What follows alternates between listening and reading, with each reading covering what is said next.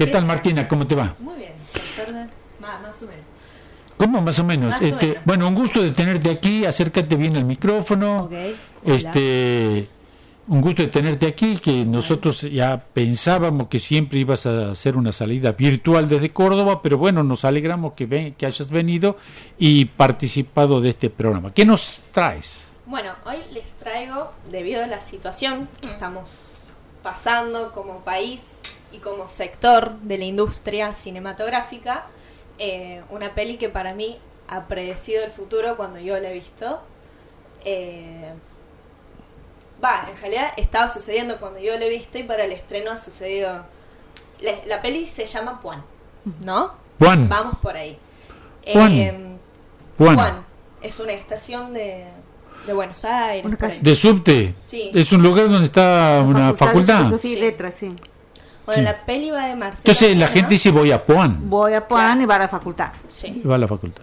Bueno, la peli trata de Marcelo Pena, que es un profesor de filosofía, que tiene todas las características de un profesor de filosofía, que creo que ustedes la conocen bastante bien. Yo conozco tantos con distintas características. ¿Sí? Bueno, menos mal. Mira la Susi, ese perfil que tiene, todo el corazón, farándula, rompe el esquema. Es muy Medio muy loser. estándar. Ajá. Sí, Medio sí, loser. Medio loser. bastante parecido a Alejandro Agua. No, no lo creo. Al responsable editorial.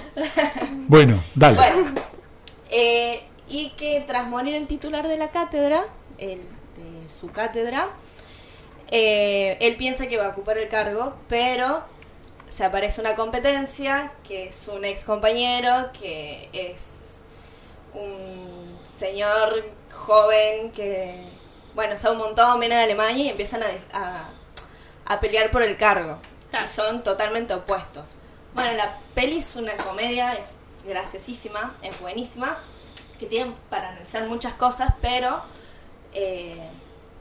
aquí quiero hacer un hincapié sobre la política que nos plantea, o el contexto político, mejor dicho, que nos plantea la peli, que nos habla también de la universidad cuando entra en quiebra, que los hacen marchar en la vereda, y la peli se estrenó en octubre del año pasado, yo la he visto en febrero, y ha sido alucinante, porque era muy parecido a la realidad. A la realidad A actual. la realidad actual. Bien sí. actual. Sí. Con todo el protocolo y todo eso. Pero ¿cuáles son las similitudes o qué es lo qué es Nada, que cómo profetiza las cosas? no os puedo contar mucho más. Claro. Bárbaro, claro, que claro. son Pero tan lo que respetuosos que son estos. Menos mal que la Hay Martina no me ha cierto- escuchado presentando yo una película porque Bola, yo le conté. bola de tuki tuki. Claro, ¿vas? Tuki tuki. Dice, no, ya la he visto. ¿Qué? ¿Cómo la has visto? Sí, me la contó Sofía. Dice. O sea, en líneas generales, no sé si vas a estar de acuerdo conmigo, pero la película como que muestra ese desencanto de uno frente a otro que viene a arrebatarle lo que considera que es suyo por un derecho conquistado, digamos así. Sí. Más puede o ser. menos es eso lo ¿Vos que la has estaría. visto? No, pero Ay, mira. Pero has leído. puedo intuir, digamos. claro. Sí, pero igual, capaz que toda la trama no tiene mucho que ver, excepto el final, que me ha agarrado de eso para poder hablar sobre la situación actual que está sufriendo el cine como industria, que en realidad vengo a hacer una especie de manifiesto. ocupar el lugar, ¿verdad? está bien. Banderas, pancartas. A ver. Sí. Todo. Pasa que, bueno, si bien estamos acostumbrados al quilombo con este gobierno, nuevamente se está atacando a la cultura y esta vez al sector audiovisual, que nada, quería aprovechar este espacio para poder contar un poco por lo menos qué es el Inca, ¿no? El Inca. El Inca, Un instituto. No. un organismo. Un organismo. Un organismo autárquico, si lo estoy pronunciando bien. Ujú. Sí.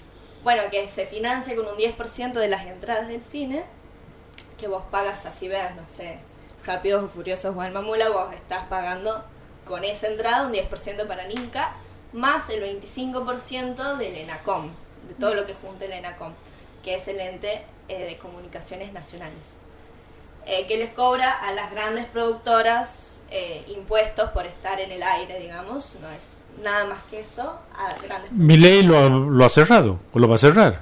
No lo ha cerrado, se lo había planteado cerrar cuando estaban haciendo la ley de ómnibus, se lo ha apartado, pero han puesto a cargo como director a Pirovano, que es un señor que no tiene nada que ver con la cultura, con el arte, y está haciendo desastres. Básicamente ha pasado que hay despidos más... Seguramente debe haber descubierto nichos de corrupción. Nichos de corrupción. Seguro. Ese es el verso ¿Se total. llama Sí. pirómano?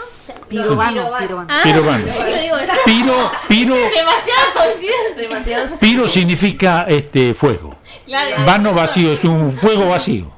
Bueno, han ocurrido despidos masivos, no se renuevan más contratos, a los que terminaban en marzo no se renuevan más, tampoco se puede contratar más gente, hay desfinanciamiento de festivales y de mercado, está el Ventana Sur, que es un mercado latinoamericano para ir a presentar tu proyecto, y después tenemos el cine de Mar del Plata, que es un cine de clase A, que para los que no saben, clase A es a la misma altura que Berlinale, que Cannes, que San El festival, Sebastián. claro, sí. Sí, es el único de clase A en Latinoamérica. Y amenazan también con la venta del Gaumont, que es un cine que depende Se enojó Mirta con la venta. Sí. terrible. Ahora, Milei pasa la motosierra a todo lo que gasta, y aquí no hay gasto del Estado. Muchas veces también yo lo que veo que no se lo va a reconocer y que ya vienen planteando distintas empresas, que generalmente está esta cosa de que la empresa estatal nunca funciona o los organismos estatales no funcionan, y lo cierto es que hay algunos que sí funcionan muy bien y que el gobierno tiene interés en al menos, digamos, manejarlos en pos de privatizarlos o venderlos a capitales extranjeros. Hay cierto que creo que no se va a reconocer, pero que efectivamente está. Hay un cierto capital cultural muy importante y a veces muchos recursos, entre los cuales está la muletilla de, bueno, no funcionan porque los maneja el Estado, y sin embargo hay muchísimo interés en muchas, como te digo, estructuras que sí funcionan. ¿No será que nos quieren imponer un tipo de sociedad en donde solamente sea el cálculo racional costo-beneficio y a nivel económico, y que eso sea una especie de totalitarismo, de que toda la vida tiene que pasar por ahí, que la cultura y todo lo que puede ser de progresismo o de avance o de sentido o de identidad cultural lo quieran desarmar? Por un lado eso, pero por otro lado pienso que como está pensado para el sistema de ciencia y técnica, lo mismo para el arte, para el cine, si vos tienes quien te financie, lo hacemos, pero el Estado no va a financiar, porque también hay una acusación de que todas las películas eran propaganda, estaban ideologizadas, o sea, los que ganaban el dinero para las películas, digamos, entiendo, ¿no? Hay muchos trolls dando claro, vueltas, no, por eso, pero que dan un argumento muy errado desde la ignorancia, diciendo, bueno, financiarlo pero desde tu bolsillo, que no salga del mío, o cosas así, como si supieran cómo funciona la industria desde adentro. O sea, hacerlo vos ahorrando con un sueldo jamás imposible, grabarías una claro, película. nadie, nunca. Además, que hay todo un mercado gigante que se mueve tras un proyecto audiovisual.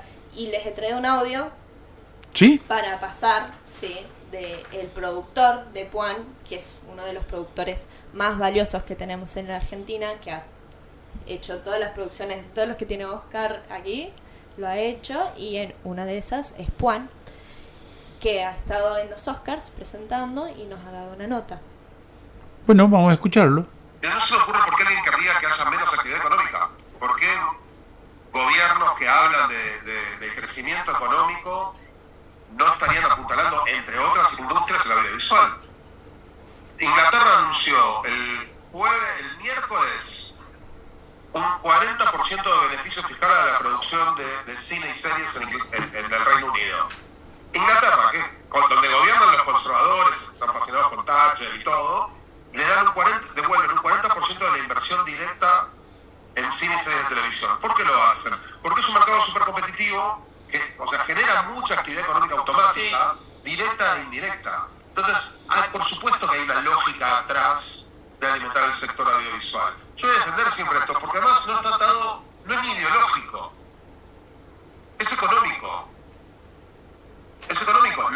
Los países donde más se produce, más activamente se produce, y que tienen pisada internacional, como Estados Unidos, Francia, Alemania, Inglaterra, Italia, España, todos tienen mecanismos en los cuales el sector público incentiva la actividad privada. Digo, por default haces eso y proteges a la cultura. Yo no quiero hablar más de cultura, ahora quiero empezar a hablar de el negocio que los países se pierden cuando no incentivan la actividad económica de todos los sectores, incluyendo las industrias culturales. Bueno, La cultura da plata, parece. exactamente. ¿Sí? Cada proyecto cinematográfico mueve, esto que les decía, una rueda gigante. Mueve mucha gente, mucho trabajo, directa e indirectamente. No solo a las personas que son cineastas, sino vos cuando vas a un rodaje mueves hoteles, mueves restaurantes, mueves alquileres, transportes y un montón de cosas más. Además tienen coproducciones que son extranjeras, por ende entra plata, euros, dólares a nuestro país y se gasta aquí. Y si invierten es porque también tienen un retorno. Porque tiene un retorno y porque es reconocido, sobre todo. Tiene mucho prestigio. El cine argentino. Totalmente. ¿Por qué lo quieren achar? ¿Qué ponete en la cabeza de los gobernantes de hoy? Yo tengo una teoría. A ver, conspiratoria. No mucho. Creo que lo compartimos con todos los compañeros y compañeras. Que básicamente, ¿por qué están haciendo eso? No tiene otra explicación. Cortar un mercado que funciona, que da plata, que se exporta y se importa todo ese producto ya terminado, no tiene sentido que sea meramente para hacer un ajuste presupuestario. Aquí hay algo más, es ideológico. O sea, si nosotros vemos nuestro cine, habla mucho sobre la memoria, sobre reflexionar. El cine hace eso, es una herramienta que te hace reflexionar constantemente. ¿Por qué? Porque vos como espectador estás dispuesto a hacerlo, a escuchar, a recibir, porque puedes empatizar gracias a un contexto de sumersión, así. Ahí te sientes identificado, proyectas tu ser, Totalmente. tu identidad como país o como pueblo, ¿puede ser? ¿O Sí. estoy hablando de más? No, todo eso representa la cultura. Además, también aprovecho que está Martina para tirar el tema. Veo mucho un programa que de farándula, que empieza con IN, termina con Truzos, Sí. donde escucho mucho a los actores quejarse, y eso no me parece algo azaroso, que temen, digamos, ante esta falta de inversión en producciones, sea telenovelas, sea documentales, cortos, películas, etcétera, que está esta cosa de, bueno, ¿qué importa si el mercado es amplio? ¿Por qué te va a contratar Netflix? Va a hacer sus producciones, Star Plus, así como las grandes potencias, vamos a decir, en cuestiones de entretenimiento, y la mayoría dice, no va a contratar, digamos, porque lo cierto es que Netflix y muchas de esas grandes empresas tienen perfiles muy estrictos, donde, por ejemplo, la mayoría de las actrices dicen, mujeres mayores no contratan, salvo específicas como Mercedes Morán, por ejemplo, que es muy reconocida. Varones mayores tampoco, salvo Leonardo Sbaraglia, Ricardo Darín, pero hay un montón de actores que dicen, nos limitan la edad por el género, por cómo somos estéticamente, por el contenido de lo que nos interesa hacer, porque el contenido de Click sí tiene muy buenas producciones, pero en su mayoría hay muchas cosas pochoclera ahí, digamos. Sí. Entonces, no es cierto que el mercado esté abierto para todos. ¿Y qué pasa con esos actores que tienen otro perfil y que no encajan en eso?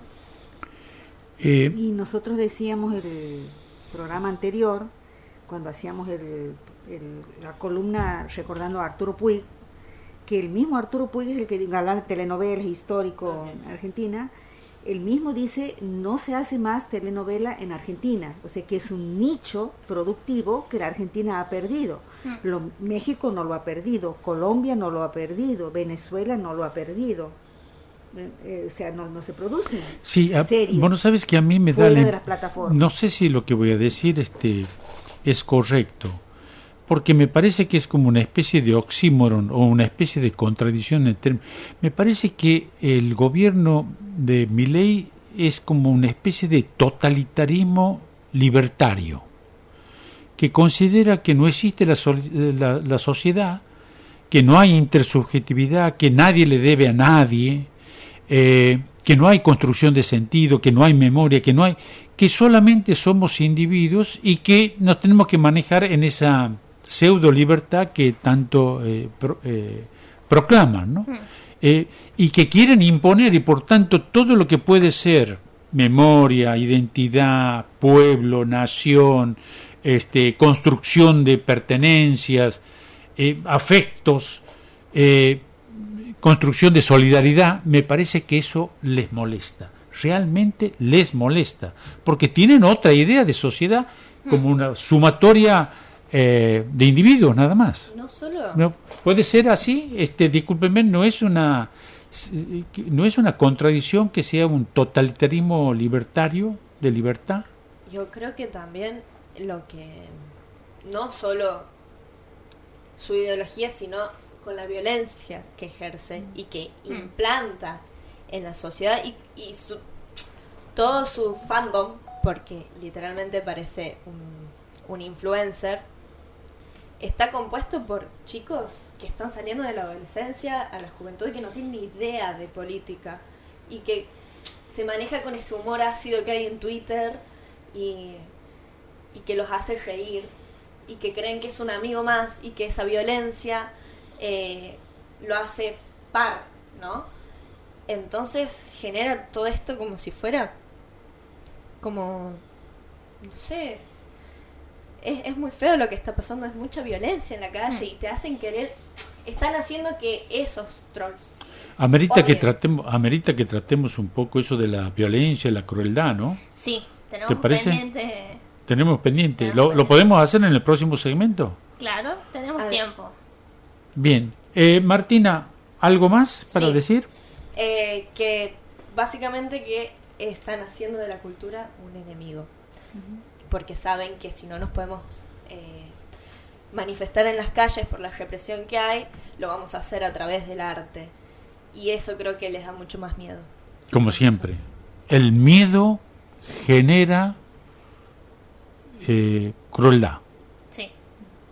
Aumenta la violencia. Vamos a una pausa musical. Gracias, Martina Grimaldi, en el segmento ¿Qué vemos? ¿Qué vemos? Juan, esta vez. Vemos Puan, dos profesores de filosofía peleando por el cargo, ¿es? Peleando por una cátedra. Por la cátedra. Eso debe estar buenísimo. ¿Vamos a escuchar qué? Vamos a escuchar a Juan Gabriel con Abrázame muy fuerte en una versión en vivo que te destroza. Uy, señor, nos quedará energía. Eso conspira contra la crueldad. Abrázame muy fuerte. El abrazo. Mira, me están diciendo todos que sí.